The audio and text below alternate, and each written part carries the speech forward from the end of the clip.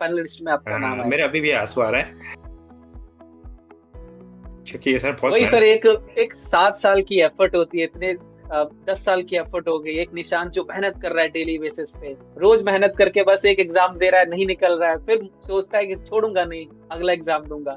बहुत बड़ी अमाउंट में वैकेंसी बैंक ऑफ इंडिया ने दिया था, 486 plus vacancies, but selection scale 2 में 17, स्केल 3 में 18 एंड स्केल 4 में ओनली 4 कैंडिडेट। और उन्हीं 18 कैंडिडेट में से हमारे साथ आज है Nishant sir.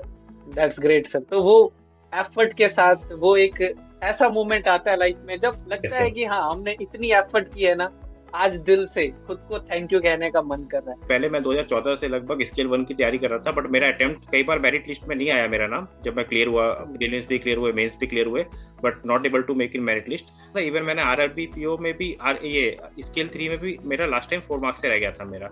Hello everyone, my self Ajay, your GIB CIB, your specialist officer mentor. आज हमारे साथ एक बहुत ही इंपॉर्टेंट गेस्ट है, बहुत ही खास गेस्ट है।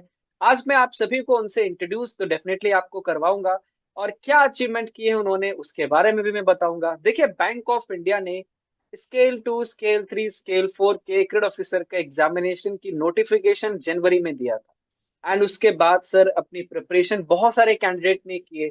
बहुत सारे कैंडिडेट क्वालिफाइड भी हुए, लेकिन कुछ कैंडिडेट क्वालिफाइड हो भी नहीं पाए। बहुत बड़ी अमाउंट में वैकेंसी बैंक ऑफ इंडिया ने दिया था, 486 plus vacancies, but selection scale 2 में 17, स्केल 3 में 18 एंड स्केल 4 में ओनली 4 कैंडिडेट। और उन्हीं 18 कैंडिडेट में से हमारे साथ आज है Nishant sir. First of all, a very warm welcome Nishant sir to the Oliveboard platform. एक बार आप अपने बारे में सभी ऑडियंस को एक बार इंट्रोडक्शन दीजिए।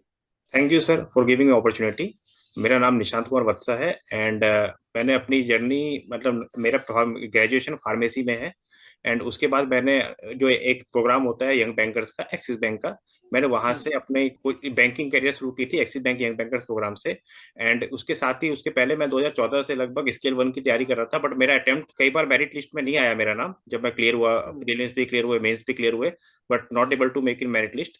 एंड उसके बाद क्या था कि मेरा एज जा रहा था, तो मैं सेफ गार्ड करने के लिए मैंने प्राइवेट सेक्टर बैंक में ज्वाइन किया था। बट मैंने गिव हम्म। अप नहीं किया। उसके बाद भी मैं स्केल 1 की तैयारी कर रहा था, स्केल 2 हुआ, बट स्केल 1 स्केल 2 नहीं हुआ, और मेरा अभी स्केल 3 में क्लियर हो गया मेरा। तो हम्म। मैंने ऐसा था कि मेरा जो एक एम था, मैंने ट्राई तो बहुत किया, मतलब अगर आप सोचो 2014 से लगभग कितने एग्जाम्स निकले होंगे। आरआरबीपीओ आता हम्म। है, आरआरबीपीओ में भी प्रीलिम्स, मेंस हो गया, कलर हो गया, फिर उसके मेंस आ गए, एसबीआई कलर का आ गया, मेंस आ गया। एंड फिर मैं एसएससी का भी तैयारी कर रहा था, एसएससी भी दिया था मैंने। And even hmm. यूपीएससी का भी एग्जाम दिया है मैंने। तो एग्जाम्स तो मैंने ओ। कोई नहीं छोड़े, मतलब मैं तैयारी करता रहता था कंटिन्यूअस। इवन आपका कंबाइंड ये सीडीएस के भी एग्जाम दिया मैंने, एफ कैट भी दिया, मेरा एफ हम्म। कैट भी क्लियर हुआ था। मैं एसएसबी तक ओ गया, एडवांस ग्रेट। में आउट हुआ मैं।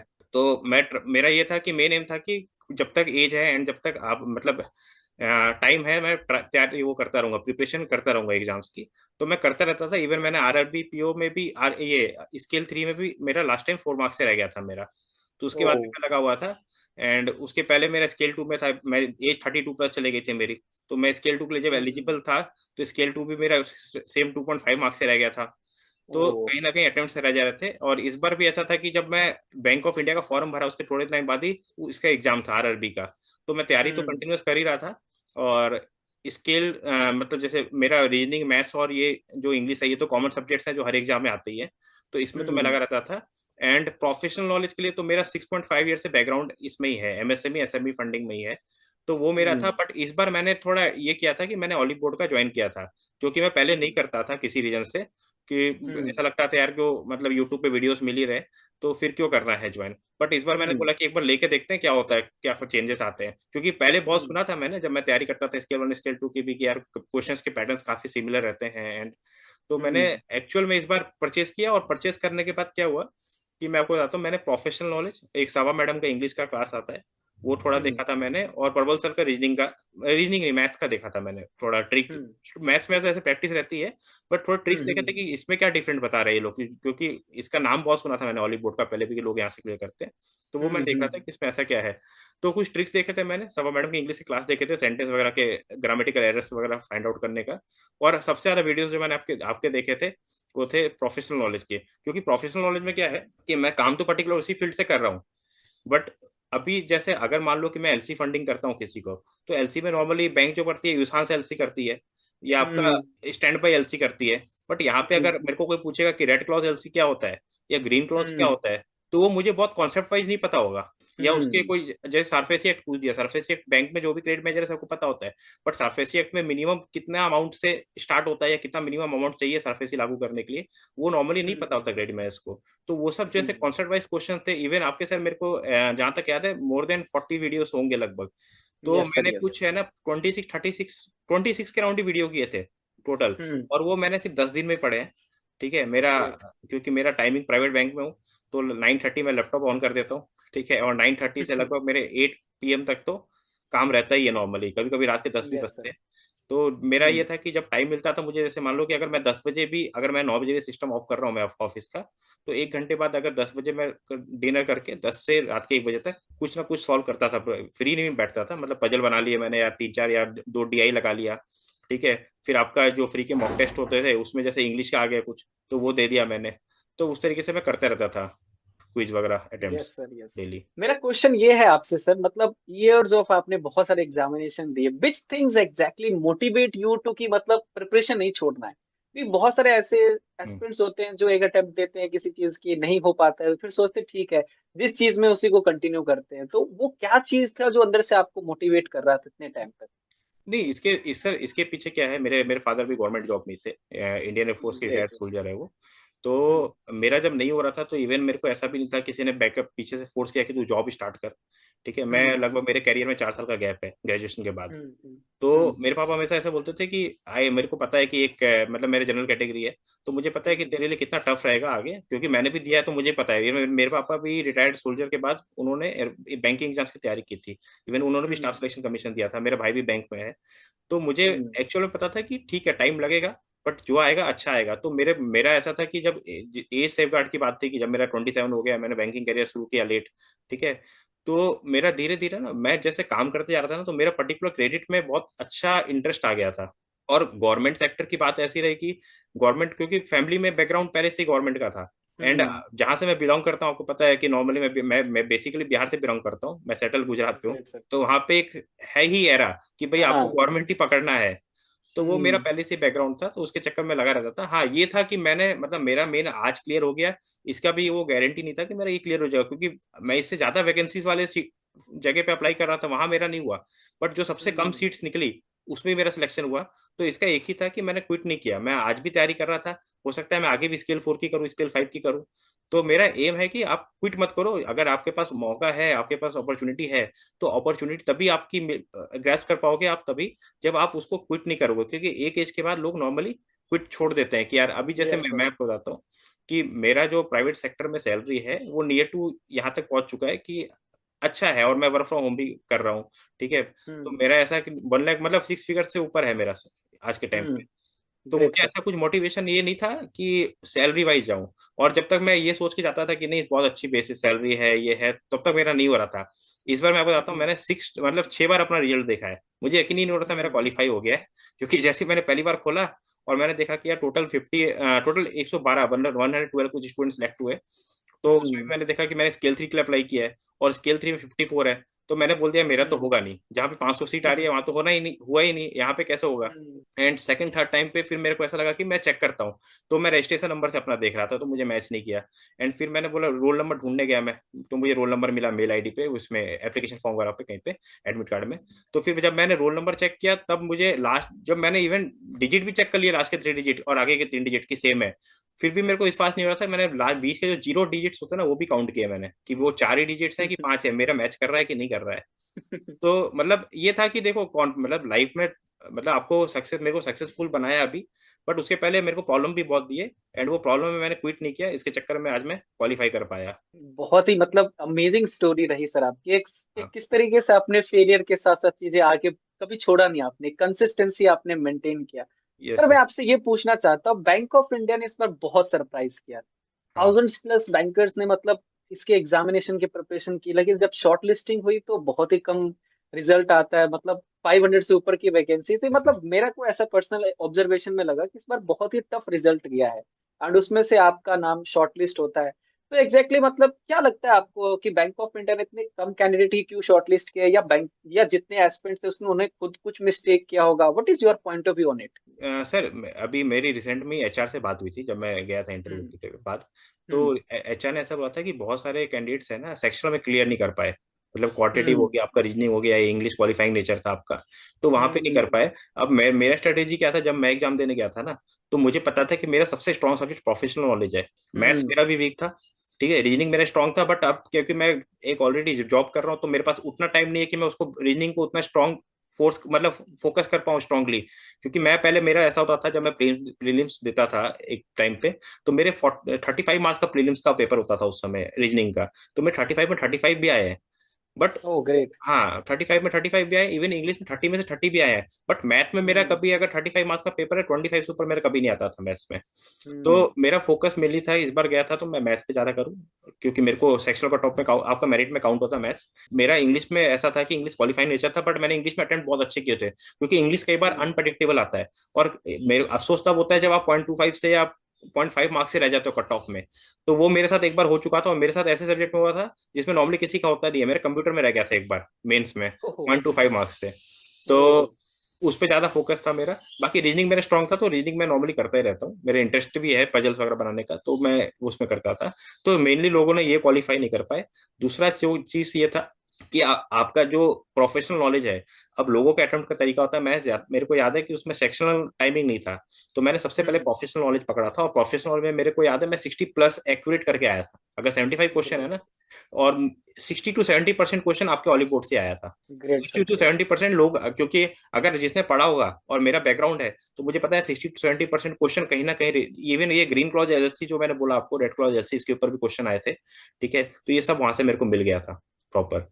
तो ग्रेट सर, ग्रेट। आपके वे ऑफ अटेम्प्ट कैसा है, तरीका कैसा है, क्योंकि अगर मैं जीत पकड़ के बैठा हूँ, मेरा आज 7-8 साल का फेलियर है जो लाइफ में, वो उसी रीजन से है कि मैंने एक मेंटेलिटी होती है कि नहीं, मैं पहले रीजनिंग से स्टार्ट करूंगा, मेरे स्ट्रॉन्ग सब्जेक्ट है, पहले मैं इंग्लिश से स्टार्ट करूंगा। बट ऐसा नहीं करना है जहाँ पे आपको ऐसा लग रहा है कि आप बहुत जल्दी टाइम, मतलब short short period of time पे जो सब्जेक्ट आप बहुत अच्छे से कर लो, वही पहले पकड़ना है आपको। तो मेरा था कि great sir. Professional knowledge highly scored subject है, एंड जल्द वो मेरिट में भी काउंट होगा, सबसे ज्यादा मार्क्स का भी वेटेज भी उसका ज्यादा है, तो मैं पहले उसको अटेम्प्ट करूँ। फिर मैंने इंग्लिश किया क्योंकि थोड़ा रिलैक्सेशन मिलता है, एंड उसके बाद फिर मैंने मैथ्स एंड रीजनिंग किया। Yes sir. तो रीजनिंग हो गए आपके, इंग्लिश हो गए, मैथ्स हो गए, इन पे स्टार्टिंग से आपका बहुत अच्छा कमांड था, प्रोफेशनल नॉलेज आपने बहुत सारी चीजें आपने क्लासेस में देखी। सो एग्जैक्टली बहुत सारे एस्पेक्ट्स ये भी होते हैं कि ठीक है, क्वांट रीजनिंग इंग्लिश निकाल देंगे, प्रोफेशनल नॉलेज में थोड़ा सा वो स्टक भी करते हैं, चीजें समझ में भी नहीं आता है। सो आपने प्रोफेशनल नॉलेज की जो आपने मेरी 22 से 25 क्लासेस देखी, is it helpful to you? And exactly कितना आपके एग्जाम में चीजें वो अपियर हुआ था, कितना सपोर्ट किया था आपको प्रोफेशनल नॉलेज की 22 से 26 क्लासेस जो आपने देखा था सर? Yes sir. मैंने जैसा बोला कि 60 to 70% क्वेश्चन मुझे उस कॉन्सेप्ट, जो मैंने आपके वीडियोस देखे थे, उसमें से मुझे हम्म। मैच कर गए थे। अब आपको एकदम सिंपल लाइन ऐसा नहीं देगा कि भाई what is green clause LC, है ना, आपको थोड़ा वो कॉन्सेप्ट वाइज घुमा पढ़ना के दे। पड़ेगा। इवन आपके जो वीडियोस के नीचे जो क्वेश्चन होते थे, वो भी मैं यस सॉल्व यस। करता था, एंड उसके बाद ग्रेट। पीडीएफ भी डाउनलोड कर एक बार करके रिवाइज करता था। इवन आपके जो पहले 3-4 वीडियो थे जो एमएसए में स्टार्ट हुआ था, है ना, सारफेसी का, तो वो मैंने ऐसा नहीं कि एक बार वीडियो देखी है, मैं 26 वीडियोस टोटल देखे, बट वो वीडियोस मैंने 2 से 3 बार देखे हैं। जब तक वो मेरे ओके। मेंटलिटी, मतलब मेरे मतलब मेरे दिमाग में वो चीजें सेट ना हो जाए, तब तक मैं वो देख रहा हम्म। था। क्योंकि मुझे पता था कि, हम्म। और मैंने वीडियोस वही देखे, जैसे मैं तो पर्टिकुलर उसी बैकग्राउंड में काम कर रहा हूँ, तो मेरे को पता था कि हम्म। कौन सी वीडियोस देखना है। मैंने वो वीडियोस नहीं देखे जिसपे, जैसे आप मेरे को बोलेगा कोई सीसी का असेसमेंट कैसे करना है, डीपी कैसे हम्म। निकालना है, तो वो मैं पर्टिकुलर उसी फील्ड में, तो मैंने वो सब चीजें चेकआउट ही नहीं की। मैं कॉन्सेप्ट में ज्यादा जा रहा था कि जो चीज normally great sir, practical use great. में नहीं होता, बट आपको मे भी वो पूछ सकता है। इवन इंटरव्यू में भी मैं वो चीज पढ़ के गया वापस, क्योंकि मुझे पता हम्म। था इंटरव्यू में भी अनप्रिडिक्टेबल होता है, कुछ भी पूछ सकते हैं आपको। तो मेरे को वो वीडियो ऐसा नहीं कि एग्जाम क्वालिफाई करने में ही काम आया रिटर्न, वो मेरे को इंटरव्यू में भी काम आया। Yes sir. हम्म, आपने यहाँ पे बोला इंटरव्यू, क्योंकि बहुत सारे एस्पिरेंट्स ऐसे होते हैं जो मेंस तक तो पहुंच जाते हैं, प्रीलिम्स निकाल हाँ, लेते हैं, मेंस निकाल लेते हैं, सबसे ज्यादा मतलब ग्रेड ऑफिसर का भी एग्जाम हुआ था लास्ट ईयर, पीएनबी का हुआ था, यूबीआई का हुआ था। बहुत सारे बैंकर्स बैचेस से हमारे पढ़े, उन्होंने क्वालिफाई कर लिया, कुछ ऐसे एस्पिरेंट थे जो इंटरव्यू नहीं निकाल पाए, नर्वसनेस आ गई। तो हम्म। एग्जैक्टली वो जो आपका इंटरव्यू का टाइम था, उसे आपने कैसे मैनेज किया? क्या क्या क्वेश्चंस इंटरव्यू में आपसे इंटरव्यूअर ने पूछा था, किस तरीके से आपने उनके क्वेश्चन को हैंडल किया? एक बार सभी ऑडियंस को गाइड कीजिए सर। देखिए, कॉन्फिडेंस तो मेरे में है ही पहले से ही, कि इंटरव्यू होगा तो निकाल ही लूंगा, क्योंकि पहले से भी जैसे मैंने बताया एफकेटी जैसा मैंने एसएसबी की भी हम्म तैयारी की थी। तो कॉन्सेप्ट हम्म था, और पहले भी मैंने जितने इंटरव्यू दिए हैं लगभग, ठीक है, अगर मेरा रह गया तो मेरिट में नाम नहीं आया, क्योंकि ओवरऑल रिटर्न और प्लस आपका इंटरव्यू होता है, तो इंटरव्यू मेरा अच्छा ही आता हम्म था। बट इस बार क्या हुआ ना कि जब मैं इंटरव्यू में गया एंड पहले तो उन्होंने मेरा डॉक्यूमेंट वेरिफिकेशन किया, आपके सब मार्कशीट चेक किए, उसके टोटल किया, आपका 60% जो यूनिवर्सिटी के नॉर्म्स के हिसाब से होना चाहिए वो 60% मेरा था। फिर उन्होंने आपको वर्क एक्सपीरियंस सर्टिफिकेट मांगा। जिसके पास वर्क एक्सपीरियंस सर्टिफिकेट में जो पर्टिकुलर प्रोफाइल उन्होंने मांगा था, अगर वो नहीं था हम्म तो उनको एक अंडरटेकिंग लेके कुछ टाइम लाइट दिया कि इस टाइम तक सबमिट करना है। एंड फिर मेरा इंटरव्यू का कॉल आया, जो कि bank of India zonal office Ahmedabad में था, 6 फ्लोर पे। तो मुझे एचआर ओके एचआर मेरे साथ ऊपर गए एंड वीडियो कॉन्फ्रेंसिंग का इंटरव्यू था। बट वो वीडियो कॉन्फ्रेंसिंग आप ऐसा सोच रहे हो कि चलो सामने 5-6 बंदे होंगे सीनियर लोग एंड वो क्वेश्चन पूछेंगे, वैसा नहीं होता है। वो एक राउंड टेबल होता है, जो आपके पिच क्रिकेट की पिच होती है ना, उससे भी लंबा राउंड टेबल था वहां पे।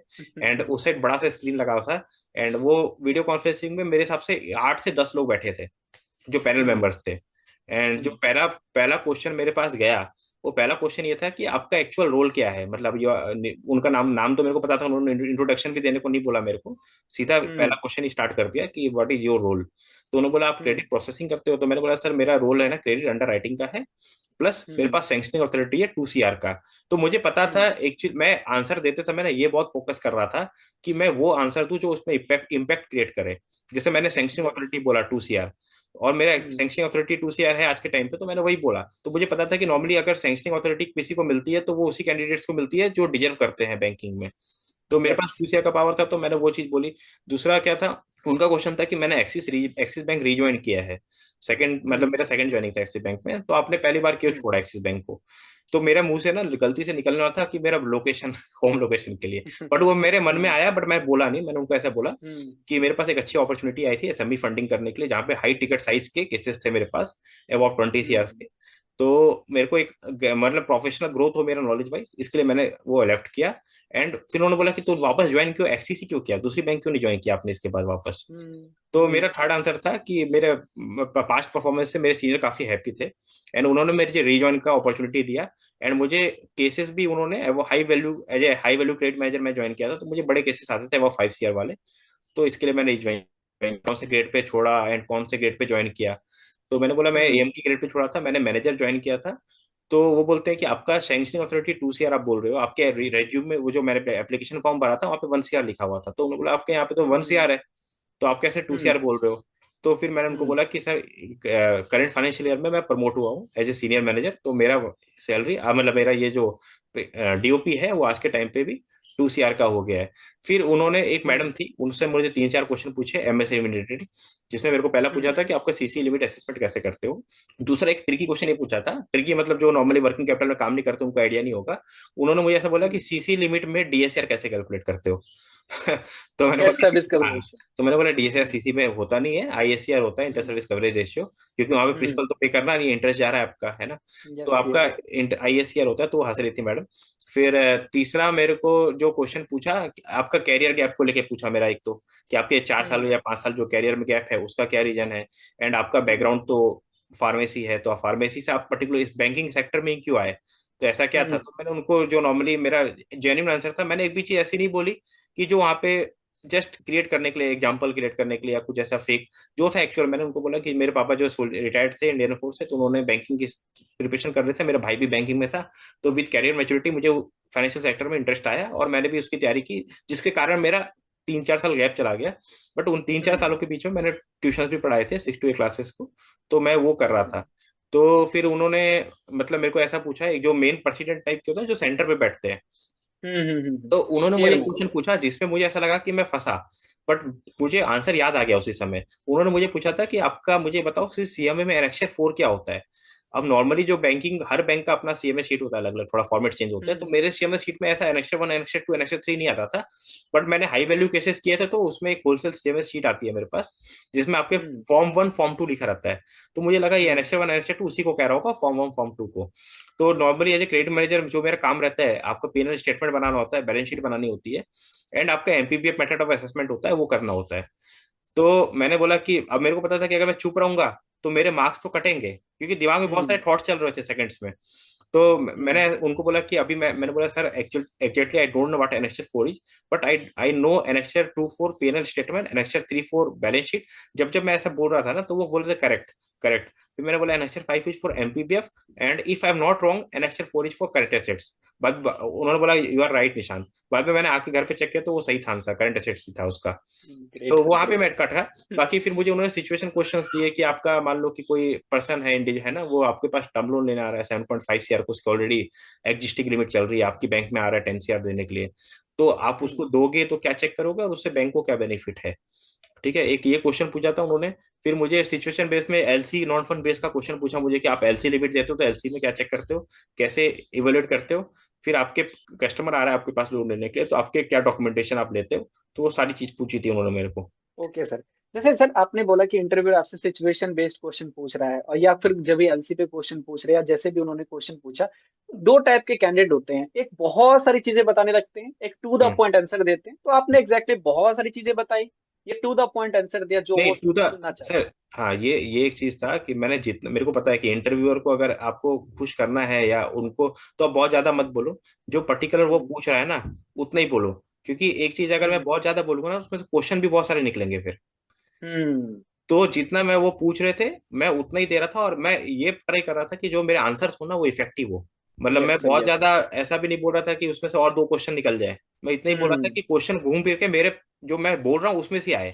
तो वो मैं कंट्रोल हम्म। करने की कोशिश कर रहा था वहां पे।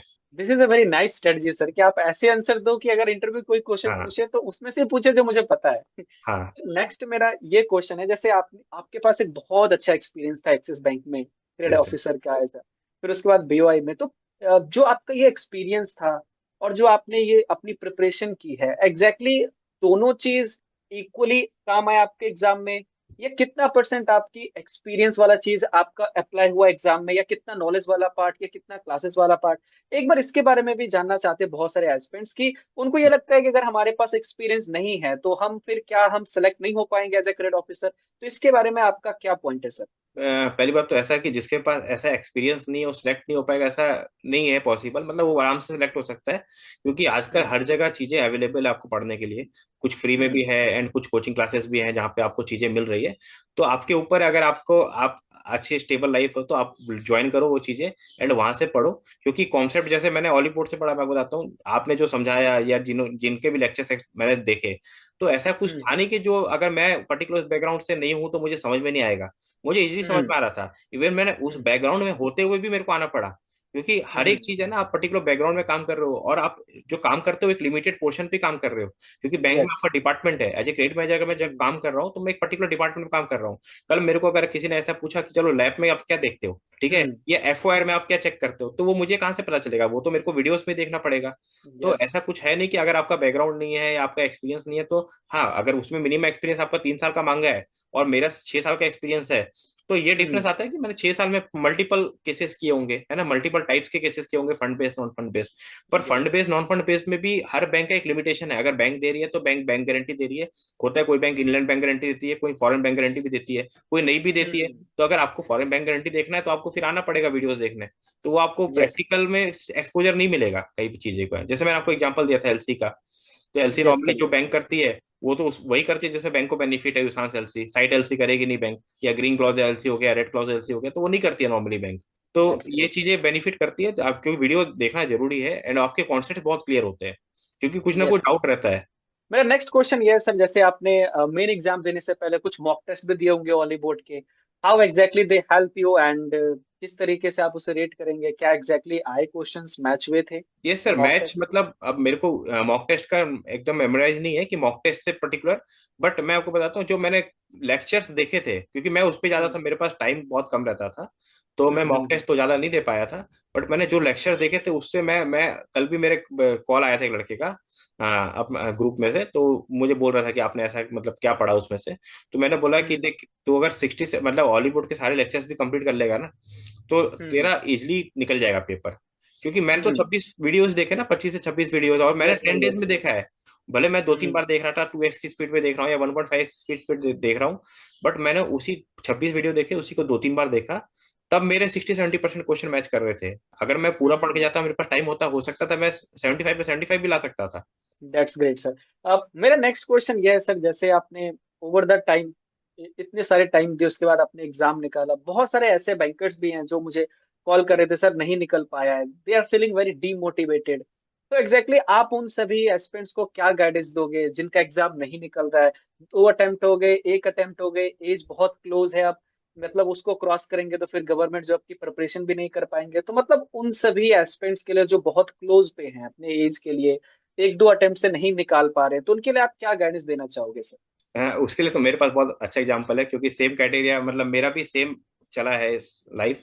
एंड हम्म। पहली बात तो ये है कि देखो, एज का क्राइटेरिया तो अभी मेरा भी स्केल 1 का चला गया था, है ना, फिर स्केल 2 का भी क्राइटेरिया चला गया।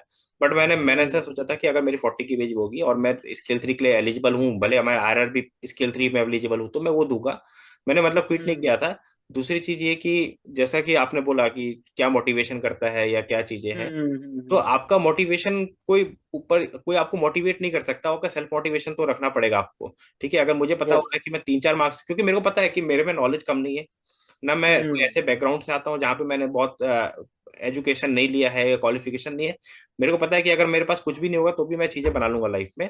तो मुझे ये सब चीजें पता थी, क्वालिफि क्या कहते हैं कि आपको कैसे एम करना है क्या लाइफ में, और मुझे पता था कि अगर मेरा 2 मार्क्स से रह जा रहा है या 4 मार्क्स से रह जा रहा है, तो कहीं ना कहीं गलती मेरी है। क्योंकि पर्टिकुलर क्या है कि आप जब एग्जाम में जाते हो ना, तो आप घबरा जाते हैं इंसान के, यार पेपर टफ आया है लॉजिकली, है ना, आप पहला क्वेश्चन एक्सेप्ट कर रहे हो कि हम्म। पहला क्वेश्चन बन जाए, और आपका पेपर पहला क्वेश्चन ही नहीं बन रहा, तो आपका पूरा पेपर हम्म। गड़बड़ हो जाता है। तो हम्म। अगर ये चीज माइंड में वहां पे कंट्रोल रखना चाहिए, जब आप एग्जाम पे जा रहे हो, अगर पहला क्वेश्चन नहीं बनाना तो कोई बात नहीं, दूसरा ट्राई करेंगे, तीसरा ट्राई करेंगे। और जहां तक ये बात रही कि आपका एज जा रहा है, ये जा रहा है, तो मेरा ये था कि मेरा भी जा रहा था, बट अगर आपका एज जा रहा है और आपके पास अपॉर्चुनिटी पहले नहीं हुई है, तो आप एक्सपेक्ट करो कि आपके पास कुछ बड़ा आने वाला है। तो मेरा यस। किस्मत अच्छा था कि मेरे पास स्केल 2 नहीं आया, स्केल 1 नहीं आया। आज मेरे फ्रेंड स्केल 1 पे ज्वाइन किए थे 5-6 साल पहले, आज वो स्केल 1 पे ही है, एंड वो अभी बोल रहे हैं कि मुझे 8-9 साल से लगेंगे स्केल 3 में पहुंचने के लिए। तो अब मैं डायरेक्ट स्केल 3 पे जा रहा हूँ, सीनियर लेवल पे। तो यस एक सर, है कि यस। अगर आपके पास अपॉर्चुनिटी आई और आप नहीं ग्रैब कर पाए या नहीं हो पाया, कोई बात नहीं, उसका अफसोस करने की जरूरत नहीं है। हो सकता है आप बड़े पोजीशन पे जाने वाले हो सीधा। Great sir. मेरा ये बहुत ही अच्छा क्वेश्चन रहेगा आपसे, फर्स्ट रिएक्शन, हम्म। मतलब जब आपने देखा कि अपना नाम शॉर्टलिस्ट हो चुका है, फाइनल हम्म। लिस्ट में आपका नाम आ गया है, तो फर्स्ट रिएक्शन क्या था आपका? Very excited? क्या आपने वो प्रीवियस निशांत को आपने शाबाशी दी कि जो लगा रहा, मतलब रुका नहीं? एंड क्या आपने आपको फिर आपने बोला कि वेरी कॉन्ग्रेचुलेशन, फाइनली हमने अचीव किया? क्या रिएक्शन था आपका, पहला रिएक्शन जब फाइनल लिस्ट में आपका नाम हाँ, आया मेरे अभी भी आंसू आ रहा है क्योंकि ग्रेट सर, ग्रेट। क्योंकि ये सर बहुत वही सर, मेहनत। एक एक 7 साल की एफर्ट होती है, इतने 10 साल की एफर्ट हो गई, एक निशान जो मेहनत कर रहा है डेली बेसिस पे, रोज मेहनत करके बस एक एग्जाम दे रहा है, नहीं निकल रहा है, फिर सोचता है कि छोड़ूंगा नहीं, अगला एग्जाम दूंगा, वो भी नहीं यस। निकलता है, फिर यूपीएससी दिया आपने, वो भी नहीं निकला। तो वो जो मोमेंट होती है वो रिकॉल हुई थी जब आपका फाइनल लिस्ट में नाम आया था। उसमें क्या था, जैसे रिजल्ट आया ना मेरा, मेरे को एक लड़के कॉल आया था जिससे मेरा कांटेक्ट हो गया था ग्रुप से ही, एंड उसका भी हम्म। क्वालिफाई हुआ था। तो वो हम्म। भी गुजरात से था, तो उसका कॉल आया कि निशान रिजल्ट आ गया है।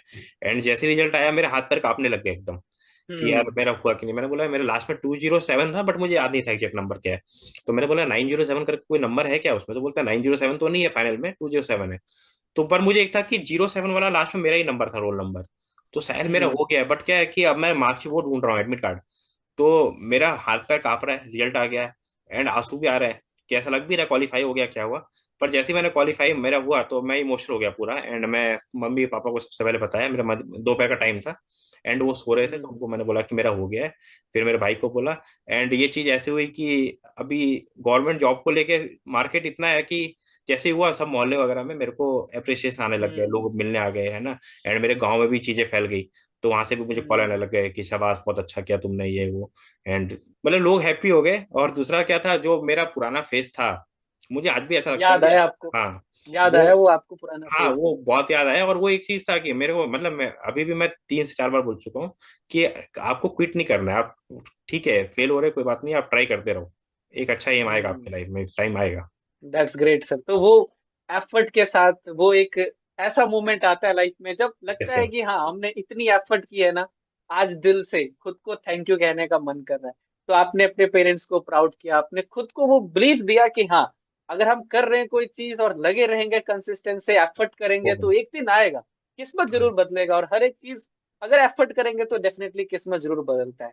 बहुत यस, अच्छा लगा सर निशांत सर आपसे बात करके, मुझे आपने बहुत मोटिवेट किया है। You are the real example to all those candidate जो कहीं ना कहीं खो चुके हैं, डिमोटिवेट हो चुके हैं, जो उनको लग रहा है कि 3 साल से प्रिपरेशन कर रहे हैं, 2 साल से प्रिपरेशन कर रहे हैं, अब नहीं हो पा रहा है, क्विट कर देते हैं। मुझे ये लगता है पर्सनली निशांत सर कि वो ये वीडियो देख के ना अपनी प्रिपरेशन और दोगुनी प्रिपरेशन के साथ करेंगे। Yes sir. मेरा आखिरी क्वेश्चन आपसे ये रहेगा, क्या बस बैंक ऑफ इंडिया का स्केल 3 ही, या आगे कुछ और भी प्लान किया हुआ है आपने, या फिर जीआईबी सीआईबी या सर्टिफिकेशंस यस कुछ, सर। या कुछ और आपके माइंड में हो जो फ्यूचर में आप करना चाहते हो? पहले मैं अभी जैसे ही मेरा ज्वाइनिंग होगा, मैं जीआईबी सीआईबी हम्म। का शुरू करूंगा, क्योंकि बेसिक 15,000 कुछ बढ़ जाता है।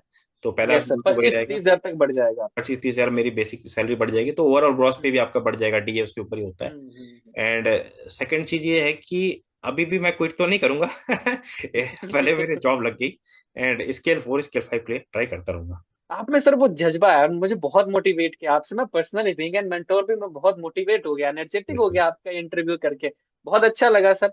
एंड आप सभी ऑडियंस में से सोशल मीडिया प्लेटफॉर्म पर आप कहीं पे देख रहे हो, यूट्यूब, इंस्टाग्राम, फेसबुक, कहीं पे भी इंटरव्यू आप निशांत सर का देख रहे हो, आपको निशांत सर से कुछ पूछना हो, कमेंट बॉक्स में जरूर पूछिएगा। मुझसे कुछ हॉलीवुड टीम से कुछ पूछना हो, जरूर पूछेगा। एट द लास्ट मैं आपसे ही पूछना चाहूंगा, जो हमारी जर्नी थी भले ही शॉर्ट टर्म की रही थी, जो एग्जाम्पल्स क्लास में मैंने दिए थे आप लोगों को, क्या आपने एंजॉय किया निशांत सर? एंड क्या वो मोमेंट अनफॉरगेटेबल रहेगा, क्योंकि इसके बाद ही आपकी सीधा सरकारी नौकरी लगी है? ये सर कैसा था? अनफॉरगेटेबल रहेगा। इवन मुझे टेलीग्राम ग्रुप में भी मैंने ज्वाइन किया हुआ है, तो मुझे बहुत सारे का कॉल आया था कि वहाँ पे भी लोग पूछ रहे थे कि आपने कैसे किया। एंड आज हम्म अपने ग्रुप में से भी एक अनुज मिश्रा करके है, उसका भी कॉल आया था कि आपने कैसे किया वगैरह। तो मैंने उन सबको हम्म एक ही चीज बोली है कि देखो, पर्टिकुलर एक तो ऑली बोर्ड के बारे में मैंने बोला कि आप ले लो, क्योंकि मैंने भी बहुत टाइम हम्म नहीं लिया, और उसके चक्कर में मेरा जो गैप था वो गैप हो गया। क्योंकि मुझे पहले भी हॉलीवुड के बारे में लोगों ने बोला था, जब मैं स्केल 1 की तैयारी करता था, स्केल 2 की, तो लोग बोलते थे यार इसका तो पैटर्न बहुत मिल जाता है, सिमिलर आते हैं। बट मैं दूसरे चीजों पे पड़ा हुआ था, एंड मैं जो है उस पे लेता था, तो थोड़े कुछ सस्ते होते थे ना, जैसे 500-600 की चीजें मटेरियल मिल गई। हम्म तो और क्या है, मेरा एक्चुअली रीजन था कि कैरियर गैप बहुत हो गया था, तो मुझे घर से पैसे मांगने में थोड़े शर्म आते थे। तो हम्म मैं ज्वाइन नहीं किया था। बट ठीक है, अब तो बहुत अच्छी सैलरी है मेरी, वैसा कुछ था नहीं प्रॉब्लम। तो मैंने ज्वाइन हम्म किया अच्छे से और पढ़ाई की। और दूसरा बात था कि मोटिवेशन सर आपने तो दिया ही है, ठीक है। और जब आप ऐसा बोलते थे कि नहीं ये क्वेश्चन आप पढ़ लो, ये आएगा, ये या इंपॉर्टेंट है, तो उस पर तो कोई भी फोकस करेगा। मेरा तो फोकस रहता था, जैसे आप बोलते थे कि ये इंपॉर्टेंट है, इसमें से ये पुराने पेपर्स में से आया है या पहले आया है ये क्वेश्चन आता है, तो वो मेरा ज्यादा फोकस रहता था। दूसरी चीज, आपका जो तरीका था पढ़ाने का, वो मेरे को ऐसा लगता है कि कोई पर्टिकुलर उस बैकग्राउंड बैकग्राउंड से नहीं भी होगा, या कोई अगर मैं ग्रेजुएट लड़के को भी बैठा दूंगा जो जस्ट पास आउट किया, जिसने कभी बैंकिंग का एबीसी भी नहीं आता, वो भी समझ जाएगा। हम्म। तो कॉन्सेप्ट वाइज और एग्जाम्पल वाइज तो बहुत मतलब क्या कह सकते हैं कि इजी था, कोई भी अंडरस्टैंड कर सकता है चीजों को। Thank you so much sir, wish you all the very best. Joining कीजिए बैंक ऑफ इंडिया में। थैंक एंड यू मुझे जरूर बताना ज्वाइनिंग के बाद कैसा रहा एक्सपीरियंस आपका। आपने डेफिनेटली बहुत मेहनत की है, सर। और वो मेहनत का रिजल्ट और फल कहता है ना, क्योंकि हमारा गीता का भी एक श्लोक है, कर्म ने बाद कासते माँ फलेषु यस सर। कदाचन कर्म फल हेतु भूर्मा ते सत्व सत्व कर्मणि संगो सत्व कर्मणि। तो मतलब कर्म करते रहो, फल की चिंता हाँ। मत करो, देने वाला ऊपर वाला है, और दिया है आपको, बहुत बड़ी अचीवमेंट दी है। Scale 3 officer, wish you very best sir. Thank you. Thank you so much. At the last finally, सभी एस्पिरेंट्स को आपके साइड से क्या मैसेज रहेगा जो इस सेशन को देख रहे हैं अभी तक? मेरा ये रहेगा कि आप अपना प्रिपरेशन करते रहो। भले आप, मेरे को पता है कि स्ट्रेस रहता है अगर कोई जॉब कर रहा है ना। बैंक में आप चाहे प्राइवेट में हो चाहे गवर्नमेंट में हो, आपका वर्किंग आवर्स तो 10 to 12 आवर्स रहता ही है। तो आप अगर आप 10 आवर्स पे काम कर रहे हो और आपको ऐसा लग रहा है कि नहीं यार मैं स्केल 1 पे अटका हुआ हूँ या स्केल 2 पे अटका हूँ, मेरे पास अपॉर्चुनिटी है बिगर स्किल्स अप्लाई करने के लिए, तो आप अप्लाई करो। ऐसा भी नहीं कि मैं अपने आप को ये बोलूँ कि मैं बहुत बड़ा पढ़ाकू बंदा हूँ, ठीक है। हम्म मेरा आज हो गया तो लोगों को ऐसा लग रहा है कि नहीं बहुत तेज होगा पढ़ने में ये, या बहुत अच्छे मार्क्स आते होंगे, ऐसा हम्म कुछ नहीं था। ठीक है, मेरे में एक ही एबिलिटी थी कि वो क्विट नहीं करता था मैं लाइफ में। मैं हमेशा अटेम्प्ट्स करता रहता था, फेल हो गया तो फेल हो गया, कोई बात नहीं, मैं दोबारा तैयारी करूंगा, दोबारा दूंगा। तो वही वो बोलते हैं ना, जिस औंधे मुंह से गिरेगा उसी औंधे मुंह से उठ के खड़ा हो जाता था मैं वापस। तो मेरे पास ग्रेट सर। एक था कि चलो तैयारी करते रहो, क्विट नहीं करना है आपको। एंड दूसरी चीज ये था कि कॉन्फिडेंस हमेशा हाई रखो, क्योंकि इसके आप अगर कोई एग्जाम में फेल हो जाते हो इसका मतलब आप फेलियर नहीं हो गए, ठीक है। आपके पास ऑलरेडी अपॉर्चुनिटी, आप वर्किंग हो तो यार good enough to be in the society. तो आप वो करते रहो, बाकी तैयारी करो। अगर आपका टाइम आएगा, हो सकता है आपका पहले स्केल में नहीं हो रहा, दूसरे स्कूल में हो रहा नहीं हो रहा, हो सकता है आप बड़े स्केल में चले जाओ सीधा, जैसा मेरा हो गया अभी स्केल 3 में। तो टाइम आता है सबका। Thank you so much. I hope आपने इंटरव्यू सेशन एंजॉय किया होगा, एक मोटिवेशन की तरह आपको मिला होगा। निशांत सर ने अपना पर्सनल एक्सपीरियंस शेयर किया, निशांत सर ने अपने एग्जाम के टिप्स बताए, प्रिपरेशन स्ट्रेटजी, इंटरव्यू के वो आखिरी के जो समय रहते हैं उसमें इंटरव्यूअर को कैसे फेस करना है वो भी उन्होंने बताया, किस तरीके से आंसर देना है वो भी बताया, और एक लंबी प्रिपरेशन स्ट्रेटजी आपने डिस्कस किया, लोगों को मोटिवेट किया। मैं उम्मीद करता हूँ कि ये वायरल जाएगा sir. Thank you so much Nishant sir. एक हाँ चीज जी, और हाँ जी कहना सर। चाहूंगा। हम्म, इवन जब मेरा इंटरव्यू खत्म हुआ ना, तो मुझे एक सीनियर ने एक चीज कह दी थी कि निशांत वेरी गुड। मतलब वहां पे भी अप्रिसिएशन मुझे मिल गया था, क्योंकि मेरा तो बहुत अच्छा वहीं गया से था। हाँ, मेरा 12 क्वेश्चन, अगर उन्होंने 12 क्वेश्चन पूछेंगे तो 12 के 12 मैंने आंसर कर दिया था उनको। ग्रेट सर, वो ग्रेट। भी मेरा वहाँ पे एक अप्रिसिएशन था, तो लग रहा था, बट एक डर रहता है कि मेरिट में रिटर्न में कितना आया है, वो हमेशा डर रहता था। बट हम्म। हो गया, मतलब फाइनली टॉप 17 टॉप 18 में आ गया वो मैं। जो आपने एफर्ट किया ना सर, वो इतने कॉन्फिडेंट आप तरीके से बैठे होगे ना कि इंटरव्यू भी सरप्राइज हो गया होगा कि ये कैंडिडेट सच यस। में सुपर्ब है। Great sir, thank you so much once again Nishant sir. Thank you and sir. मिलते हैं जब भी मुलाकात होगी आपके साथ हाँ कहीं पे हाँ। भी जेआईबी से में डेफिनेटली मिलेंगे। गुड बाय ठीक टू है। ऑल। कोई क्वेश्चन हो निशांत सर से या वॉलीबॉल टीम से या मुझसे, कमेंट बॉक्स में जरूर पूछेगा। Till that take care, thank you very much, bye bye to all of you. Bye bye. Nishant sir, bye.